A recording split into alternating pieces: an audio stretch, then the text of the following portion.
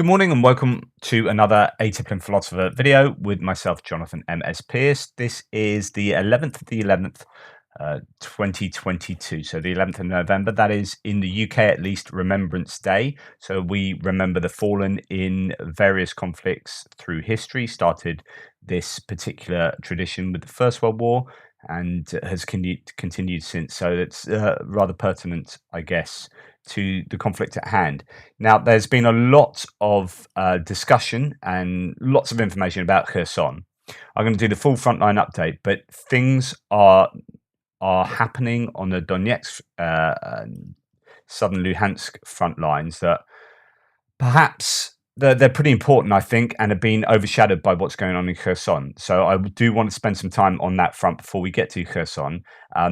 Let's start with the general news about what is happening. So 710 personnel liquidated yesterday, 10 tanks, 14 APCs, 12 artillery systems, 1 helicopter Ka-52 was shot down, 6 drones and 17 various vehicles and fuel tanks. Those numbers are going to spike as we find out what goes on in Kherson. And the numbers, I think, are likely to go up actually on both sides, given what's going on in Donetsk at the moment. The Russians have hit Mykolaiv, apartment block there where civilians have died. Just looks like senseless hit. Well, it could be a missile that wasn't quite as precise as they were intending, but I guess it's all fairly senseless. That's Mykolaiv. The Russians have also hit somewhere in Vinnytsia, I think. But generally fairly quiet compared to what it has been. I am going to. This is where the Kyiv Independent says over the past 24 hours, Ukraine's forces have also shot down the Ka-52, 10 areas of concentration of manpower, weapons, and military equipment, 3 ammunition depots, and 5 air defense systems. So it's been pretty busy. We're going to go up to the northeast, the Kupiansk to Svatove-Kreminna front line. No particular changes on the front line. There are lots of repelled attacks from both sides, really. The Ukrainians have claimed that they have advanced 2 kilometers somewhere, but there's no real details about exactly where that is. And I'm not going to dwell on that front because it's pretty much the same as yesterday. Attacks going on all over the place. Russian military bloggers claiming X, Y, and Z, but basically mainly claiming that attacks have been repelled. So let's come down further. Oh, and there was claims of 2 hits behind the lines in the sort of Luhansk Oblast. One of the claims on Institute for Study of War is this place, Krinichny. So Krinichny, there are several of those in Ukraine, obviously, and I can't work out where it is, but apparently HIMARS have hit a mine near Krinichny. That's the only one that sounds like it could be in the right sort of area, but it's way behind the front lines, right next to the Russian border. And I don't know that HIMARS could do that. I'd have to check the distances, but I'm pretty sure that's way too far. So I don't know exactly where it is they've hit. It's almost certainly not there. But there's no other details, and I think the other one they're talking about was that boarding school I was telling you about in Kadiivka, the sporting boarding school there that was hit, and I think that's the other HIMARS hit that they're talking about. So it's just a kind of repetition of that. Other than that, let's move down to Bilohorivka. So Bilohorivka, the northern of the 2 Bilohorivkas, and this is just south of the forested area and to the west of Lysychansk. And the Russians are putting on a lot of pressure. They do control a little bit of, I think, the sort of northern streets of Bilohorivka, maybe these sort of more out of town areas here. Lots of pressure on Bilohorivka. What I'm going to be doing is referring to a lot of information from one Twitter source called Andrew Perpetua, who's compiled a lot of decent maps on all of these areas. So I'm going to be referring quite a lot to them because actually, while everyone's been concentrated on Kherson, he's got some really good stuff on what is going on elsewhere. So he says, first, the Luhansk town, Bilohorivka, Russia controls the northern outskirts of the town and they are attacking the south. Capturing this town is a priority for Russia. To my knowledge, they've had no success attacking the past few days, but it is, as I keep saying, it is pretty testy there for everyone involved. and then we move on to this other Bilohorivka, which I keep sort of mentioning, just further down south. This one is just in the Donetsk Oblast. As you can see, the border right next to it there is the border of Luhansk and Donetsk. So here, the Russians have made some advances. This Bilohorivka is contested. Wagner appears to control the southern half of the town. While it isn't confirmed, it seems likely true. So I've marked it this way. He says the map could change if more information comes out. So I've been talking about how this has been a bit of a hotspot, and the Russians appear to have made advances. And then there's this town just near it called Yakovlivka, which is also under a lot of pressure. Heavy fighting around there. Russia cannot attack the town head on, so they've been trying to move around its flanks for months. They've yet to make progress, especially compared to the months of fighting. But again, that is a scene. I've moved my lines a bit further forward, and they are trying to flank around there, because this is also connected, obviously, to Bilohorivka and Soledar. Now, in Soledar, there's a factory that the Russians definitely seem to control, and I've shown that on the map here. So that is the factory. Google Maps is so annoying. And brilliant at the same time.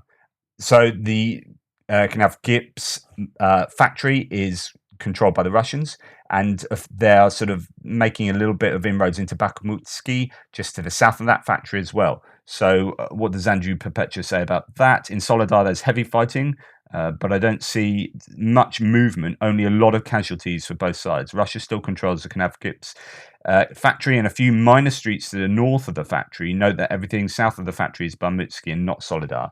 So possibly a few streets up here as well. It's just difficult to know, but there are. I've just adapted my map to show that. And the talk of the casualties, I mean, Andrew Perpetua says that there are estimates that Russia are losing, 5-1 to 10-1, the troops that Ukraine is losing in these areas, which is a huge statistics, and they are piling them still in there. However, it's a kind of Pyrrhic victory. Like, Ukraine are still losing a lot of troops. It's just that Russia are losing even more, but it's not good for both sides. So as I've said, Russia is pushing south from the Kadiivka factory into Bakhmut, which isn't a new development. They've been attempting this for weeks. They now claim to have captured control over the bits of Bakhmut south and east of the T1302 highway. I haven't seen proof. So there are bits around here that they claim to have captured. I haven't really adapted my map. I've just put the factory there, but it could be that it goes all the way up to this sort of highway there. So the red line, could move forward. I'll let you know. As far as Bakhmut, they are attacking from the east and southeast. No new movement there, but the fighting is really heavy with many casualties, apparently. But it isn't a primary concern for either Ukraine or Wagner. So although there's attacks here, it's actually further down south where it all seems to be happening. So they're attacking Opitny and Ivangrad, and as I told you, Russians control Ivangrad, but there's heavy fighting in Opitny as well, either partially or fully contested now. So it could well be that I move the Russian lines further towards the west to indicate that actually Opitny could well be completely contested. It's under heavy assault, and some Russians claim to have routed Ukraine out of the town. But as Andrew Perpetua says, no proof of that yet. Still marked as Ukraine controlled. So I'm going to keep it like that, but I may well move the red in there to show it's contested, as I've done towards Klishchivka. But there you go. As a result, Ukraine's supply roads, for whatever is left of them, are under heavy bombardment. If Russia continues pushing in this direction, they will eventually reach a highway, dramatically weakening Bakhmut. So this is the highway, but of course, further down south it is contested as well. But there are lots of supply roads that will be under various levels of fire control. As we come further down south, they are still under considerable pressure from infantry attacks and artillery strikes, but the Ukrainians haven't lost much ground. These are these areas: Ozaryanivka and Kadiivka, and and Avdiivka here on the highway is you know that is I've got that under Russian control, and Klishchivka as well. So these are all still faring okay, but under a lot of pressure. Okay, as we go further south, the area south of Bakhmut is critically important to the city's defense. Russia performs human wave-style attacks on these positions, supported by massive artillery barrages and tanks.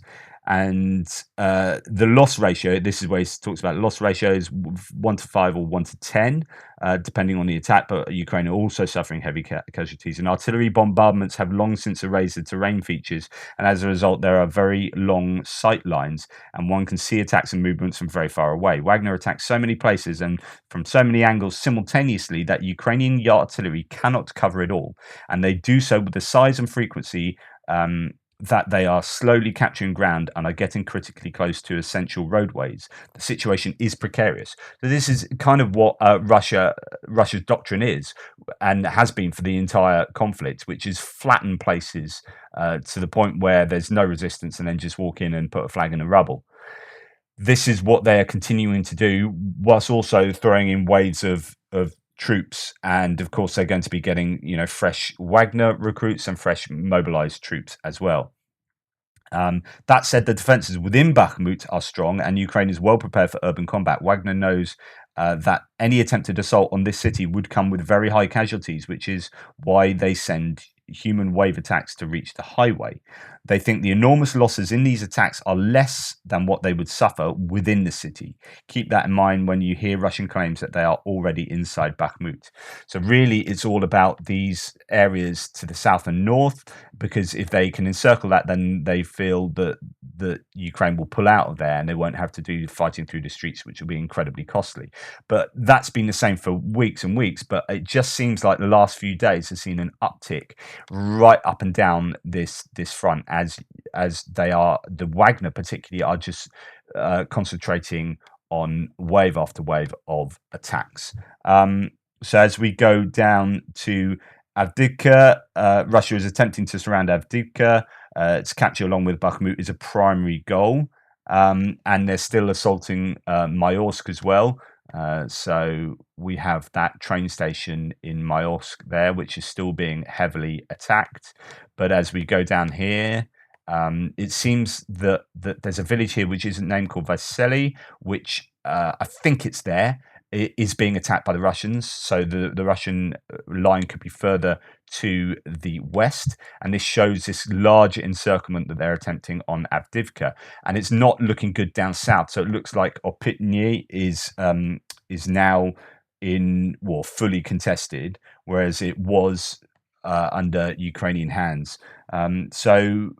Here, south of Avdivka, the small town of Opitny is in trouble. The entire village is contested, and Russia could take control of this town in the coming days. The capture would weaken the defense of Vodyane, which is adjacent and to the west, the southern flank of Avdivka, and the towns immediately north of Opitny and Vodyane, such as Sievene and Donensk. Also, you also wonder about the fate of Zenith to the east. Okay, so that's these towns here looking precarious. So if Russia can take Opitny and Vodyane, they won't go into Avdivka. They'll just circle around and pick off these towns, and then this will make Pervomayski more vulnerable, as well as Avdivka itself. And you can see this whole front going. This is why these little towns in certain places, are so strategically or tactically important, because you lose them and it becomes like a set of dominoes. Arguably, it depends how well defended these smaller towns are, whether they put in defensive lines there. And as we come down to Pervomayski, they're still fighting in Vodyane, but no particular news of that town. It's intimately connected with Opitny to the east and Pervomayski to the west. Both are adjacent and connected to Vodyane, so that's a really important place here. Russia attempted a breakthrough in Pervomayski using 2 tank companies. Now, I find this really interesting. There's been a lot of talk about how Russia are not very good at combined arms initiatives, that they don't join things up very well, and they just throughout the conflict have sent lots of tanks in or lots of troops in, and never working together. So tanks should always be supported by troops, really, because it's very difficult for a tank to be able to pick off people with ATGMs, these shoulder-held rocket launchers. If they come out of the woods, a tank can't react and turn its turret or whatever. You need troops around them to provide suppressing fire and to defend the tank, and also take cover behind the tank, and all these sort of moves. And you generally need them to work together rather than sending the tanks and they get picked off and that's the end of that, or sending the troops and they don't have enough sort of heavy mechanization behind them. So it should be both, not one or the other. Anyway, Russia attempted a breakthrough in Pervomysky using 2 tank companies supported by infantry. A tank company is 10 tanks, although typically you can only use half in an offensive operation. So this attack was likely around 10 tanks plus infantry with their BMPs and BTRs, so their infantry fighting vehicles. So that is a pretty substantial attack through or around Pervomysky. Ukraine repulsed this attack and Pervomysky remains in Ukrainian control. But, that just goes to show that they are starting to up their game, it seems, and things are really heating up in the area. That's a considerable attack. South of Pervomysky, Russia has attempted multiple breakthroughs in Novelsky over the past few days. Russia heavily shells the area with heavy artillery between these offensive actions. And in fact, I have put Novelsky, which is this small settlement, under Russian control. So this is just south of Pervomysky, and that can be really important. So if Russia really do have control of that, then Pervomysky is... The problem with getting through Pisky and Pervomysky is it's just trying to move along this road, and it's one sort of very thin, attack through this line. But if you have a wider area of control, then you can flank these places and have a much more successful and effective attack. So that's why places like these tiny little villages around are really important, because you start taking all this area and then you're effectively surrounding Pervomysky. So like the area south of Bakhmut, Russia is using large waves of attacks on Pervomysky and Novelsky to overwhelm the Ukrainian defenders. Combined with the substantial artillery barrages, they slowly whittle down the defences and push Ukraine out of their positions. It's unclear how long Ukraine can withstand these attacks, but they inflict massive casualties on the Russian attackers, albeit with significant attrition to their forces as well.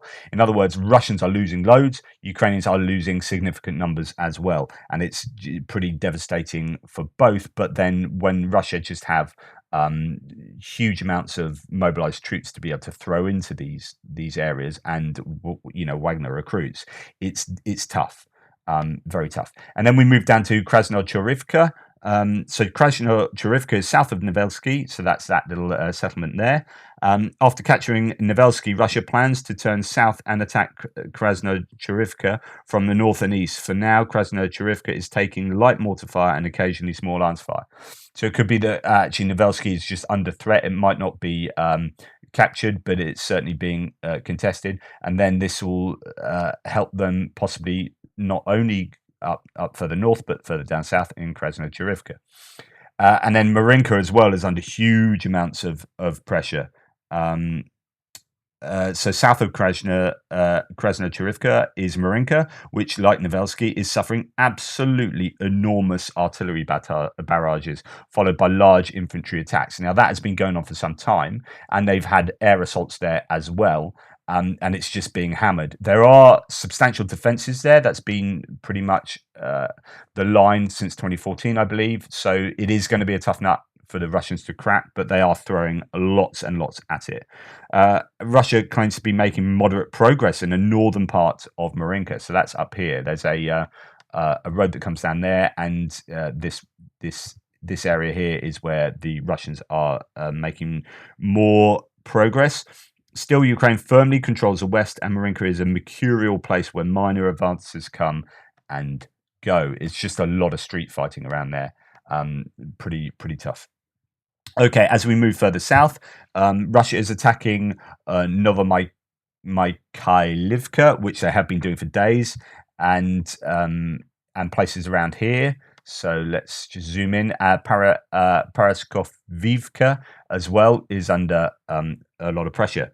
So to get through to basically over to here, but also it enables them to get control over this road down to Vuhledar, another Vodjanya, and down to Pavlivka. So these are all, routes to get into different places and cause havoc for the Ukrainians. From there, they could begin to attack Marinka from the south and west. However, they cannot crack this. So they just are unable at the moment, after the last sort of couple of weeks of really hammering at this area. It will help them with Marinka and it helped them with Vuhledar, but they haven't been able to make any progress there. Now, southwest of here, we come to Pavlivka and Vuhledar. It appears that the Russians are making progress in Pavlivka, and it appears to be contested. So there are lots of dubious videos. So there was a picture of a Russian flag being raised almost exactly where I showed you some troops and tanks being hit coming around here. I don't know if you guys remember the other day I showed you a load of geolocation that from about a week ago from lots of activity around here, and it looks like they've got back in there and raised a flag there. So it could well be that we're returning to this sort of situation where Pavlivka is fairly contested, sort of along that highway again. Russia really seem to want Pavlivka, and I guess their pride has really been knocked by what has happened there over the last week and all the negative news that they've received. So my guess is that people like Putin and the hierarchy below that are not very good at walking back from bad decisions, and they just think, no, keep hammering at it. We can't be seen to lose. We can't say, right, let's pull out of here. However, someone like Surovikin in Kherson, who is maybe a little bit more cunning, or not cunning, but a bit more savvy, has said, right, we have to pull out of here because there's just no future of holding this area in Kherson. So 6 and 1, half dozen the other. As Andrew Percher said, they hosted a flag in the southeast, one block into the city, where this area has been contested for about 2 weeks, and placing a flag there does nothing to show capture. There's also videos that have come out as well, but he says the video did little more than sucker gullible people into believing there could be a capture, when the reality is nothing on the ground change in an embarrassingly transparent attempt to cover up their total failure in Kherson. Which is interesting. Now, I have moved that there because I think, well, really, this is just all contested around here. But it's the come and go that we've seen in Pavlivka over the last week or so. This is they will move in and then they'll just get hit by artillery and AGTMs and snipers from Vuhledar, and they'll pull out again, no doubt. It's just I don't see any sense in Russia continuing to do this, but they continue to do that, rather like in Bakhmut. Be interesting to know how many forces they have actually lost in Bakhmut over the time. And then we move to Kherson. I'm not going to report much on Zaporizhia.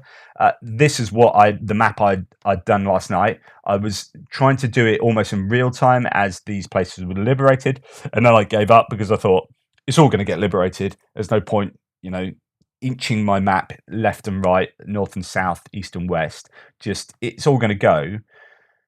What's interesting is what really happens as this takes place. Now, I was saying that this has been a really successful operation withdrawal from the Russians. There are people who contest that. Some people saying that there are 5,000, 10,000, 15,000, 20,000 troops. There's all these different figures thrown about in the Kherson area that still need to get out. But, for example, Arestovich, so, Ukrainian military have said that yesterday, over a 4-hour period, or it might even be the day before, over a 4-hour period, 200 pieces of equipment were taken across the dam. In other words, they are successfully getting stuff out. Now, Ukraine are apparently hitting these off ramps, if you like, across the Dnieper River, these ways of getting out of Dnieper, out of Kherson, across to the left bank on the east, and that has caused a lot of trouble for the Russians. However, why I said it was a success is because over the last week to 2 weeks, it appears that Russia had already withdrawn a huge amount of troops. So actually, at the same time as putting in a bunch of mobilized troops, now the success for me for Russia has been that is getting out your decent troops and then doing a horrible thing of substituting them with poor troops. And it appears like there's some evidence that some of these troops left to do the kind of withdrawal, um, the last man standing type thing, weren't even told about the withdrawal. So there's been some interesting sort of information coming out, which is pretty harsh. But then I guess if you had told these people, oh, we're going to withdraw, they would have got all panicky and run away.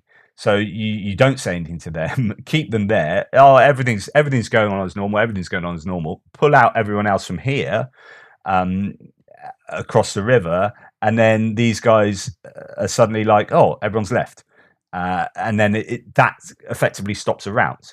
Now, it's interesting to see what has happened because actually the Ukrainians have advanced much more quickly than I was anticipating, given the amounts of defenses that are in the area. And I guess it might look something like this. And excuse my bad drawing here, but as the Russians have loads of defensive lines in, so you might have all these earthen defensive lines that are all over the shop, causing everyone to advance very slowly, and you've got lots of mines around here, right? So you've got all that, and as the Ukrainians come in, they if they're going on a single attack, right, they get stuck here. So say this is a single attack, they get stuck on these earthen defenses and minefields and irrigation channels and all sorts. And as they get stuck there, they get hammered by artillery, right? By Russian artillery. And that then means it's a really slow and painful progress through these. Now, that's what would happen. However, what has actually happened is that Ukraine are attacking everywhere, and the Russian don't not only have they been reducing their equipment and getting it out of there, but they just can't. They don't know who to hit because Ukrainians are attacking from everywhere, and this means that they can actually advance more quickly. Yes, they have to be really careful of minefields, and I'll show you some imagery of that soon. But then together with some helicopter, apparently I think there were some helicopter landings as well. They're all the way down to Chornobivka. There's fighting on the edges of Kherson, so it looks like the whole lot is broadly being liberated as I speak, but it much more quickly than I was anticipating. So this then might lead more troops and equipment to have been lost in this latter period of the withdrawal than I was anticipating yesterday. So I don't know whether you call it a rout, but it's been a very successful withdrawal up to a point, and then everyone kind of goes, run away. And you understand that fully. Like, who would want to be the last person standing here trying to defend and slow down the Ukrainians as they advance? You'd be thinking, if I do that, I'm going to die. There's very psychological things going on here. Nobody wants to die, right? Especially if you're in a foreign country fighting for some kind of odd sense of Russian imperialism and Putin's narcissism. So you scarper, right? And that's, I think, what's probably happening now. And you're going to see a lot of equipment being picked up. There will be a lot of equipment picked up. There will be captured POWs. There will be troops liquidated. But I just think not as many as if they had done this without that operational withdrawal, and you saw the whole kind of area taken, really quickly in that similar kind of timescale. But if everyone had been there, there's an awful lot of people who aren't there, who have escaped, and so therefore this is great, and it's brilliant. They've got this whole region back, but they won't have got the full bounty of troops and equipment that they might have liked, maybe several weeks ago, because Surovikin realized that the Russians were on a hiding to nothing and had to get them out, and he was doing that over the last couple of weeks, and I think fairly successfully. So a little bit of focus on some information from Kherson. The Antonivsky Bridge has been blown up, and this is massive, huge bit of news. So here we have the Antonivsky Bridge, and there's the end of it. Fell during the night. Russia reported it, having also said Ukraine was shelling it with HIMARS. There are at least 6 explosions, but it does look like Russians have sabotaged the structure themselves. There you can see somebody being Oh no, that's a different bridge actually. That's in the Kharkiv region. Someone being which across to get. I thought that looked a bit smaller. So here's a missing section, the Antonivsky Bridge. That is pretty catastrophic. I would have thought that it makes more sense for Russia to blow that up now, and that it would be sabotaged than the Ukrainians. That is going to be the Ukrainians would want that bridge to be operational now. So I can't see the rationale behind them continually hitting it with HIMARS and blowing it up. Um, Unless they're well, I don't see that. So that is a big piece of news. If we go back to talking about mines, I mean, this is just one stretch of road. That's a mine that they've collect. Just incredible. So that's why you have to be really, really careful. Here is an example of demining.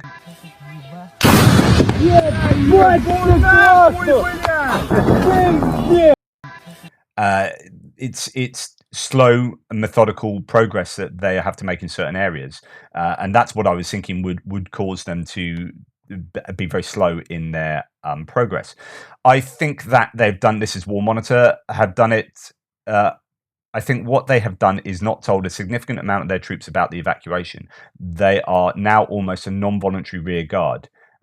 He's quoting from someone. So that's kind of what I was saying, which is you've got a bunch of troops that haven't been told they're evacuating in order that they stay there and don't run away to hold the lines to slow the Ukrainians down in order that the withdrawal can take place. Now, apparently, it's not just the Antonivsky Bridge, but also the road bridge, but also the railway bridge has been blown up.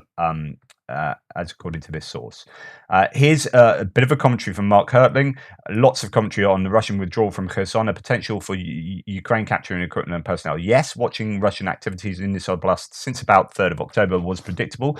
Plus, from experiences and enemies, withdrawal provides many opportunities. Please know that armies can gain a great deal of intelligence from an enemy's withdrawal. The Ukraine has a great intelligence gathering, and that capability is supplemented by its partners and allies. They won't be fooled. They'll know if Russian action is a ruse or a feint. A real or fake Russian withdrawal from Kherson will provide a lot of intelligence. Intel will consist of new targets, signal intercepts, routes, new locations for assembly areas and supply caches, and things left behind that will indicate the capabilities of those who left. There will be also likely be prisoners, dead and wounded left behind, equipment stockpiles, and even documents. Russia has not proven themselves to be good with operational security, and a withdrawal provides all kinds of unintentionally and accidentally discarded information. Add to all of this the associated lowered morale of a withdrawing force. It's never a boost to a force's will to be ordered into a retrograde or withdrawal operation. This action will only further lower the morale of the Russian force and increase the fight in the Ukraine army. I've been watching the Kherson front for weeks. This isn't the bagging of a large force that I anticipated, but it is just as good. No one should be worried about Ukraine's army being fooled by the Russian misdirection. To quote a British team, and I am British, what a flipping bloody succinct analysis, sir. Cup of tea, sir. Couldn't do any harm. Value you on this platform. Airborne. Good old British cup of tea thanking of Mark Hartling's analysis there, and it is spot on. So I think it's really worth remembering that, yes, although Ukraine might not be, as he says, bagging all of the equipment and army, troops that they would like to have done in a perfect world for them, they are going to gather a massive amount of intelligence from this. I could show you so many videos of people being received, people playing violins on street corners. Whoa. People being thanked, flags waving, all sorts. Like huge crowds of people in some places, relatively speaking, given it's a war zone. Now, the point of me talking about stuff like this is that has this ever happened to the Russians? When the Russians, come into a place, do they get met with crowds of people hugging them and singing? There's one I've seen with balloons and music and all sorts going on. It's a right old sort of party atmosphere, and you think, do these look like Ukraine Nazis? No. Would this be the sorts of welcome to Russian troops anywhere that we see? No.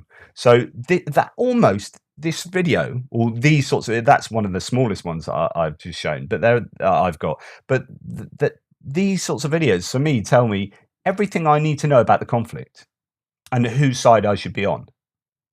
If you're pro-Russian, What do you make of all of these places being liberated and the people coming out, giving them cups of coffee and thanking them and crying and playing violins and having balloons? How how do you rationalize that as a Russian?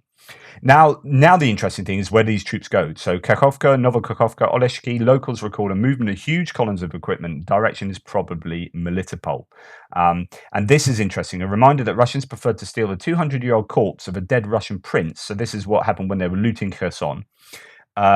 From a cathedral in Kherson instead of evacuating their living soldiers. Here's a Russian fighter who was previously in Kherson, the 13th, is in panic mode, saying, just watch for yourself. So this guy just says, hey, everyone, I'm alive. Всем привет. Я живой, почти здоров. Что сказать? Ну, все, что я говорил, блядь, случилось. Вот.